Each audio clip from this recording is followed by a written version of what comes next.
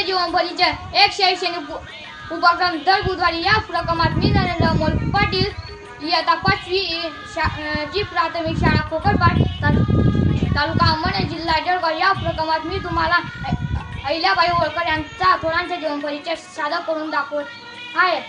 अहिल्याबाई होळकर यांचा जन्म 1725, अहिल्याबाई होळकर यांचा मृत्यू इसवी सन 1795 ना पुण्यश्लोक अहिल्याबाई खंडेराव होळकर यांचा कितीवंत महाराष्ट्राच्या इतिहासात ज्या सुदैवान स्त्रिया होऊन गेल्या त्यामध्ये अहिल्याबाई यांचे नाव अग्रस्थानी आहे। मानकोजी शिंदे अहिल्याबाई धनगर जातीच्या कुटुंबात जन्म घेतलेला अहिल्याबाई लहानपणापासून देवांवर धाडसी कृतीच्या होत्या। खंडेरावांच्या अवघ्या 8व्या वर्षी लग्न झाले। नंतर त्याचे विवाह चतुर्थ स्वाभिमानीच्या प्रणालीने सासर मंडळी जाऊन अहिल्याबाई प्रभावी ठरल्यावर स्वतः खंडेरावांचा त्यांच्यावर प्रभाव होता म्हणून गुणस्फुरन अहिल्याबाई फौजेसोबत जाऊ लागल्या। सेनागणातील त्या लवकरच शिकल्या।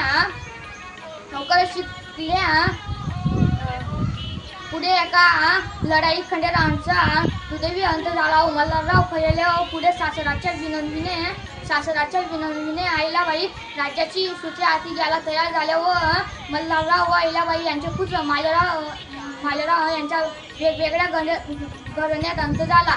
पण अहिल्याबाई डगमगल्या नाही।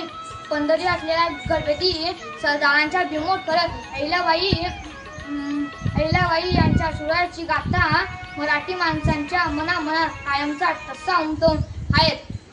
धन्यवाद।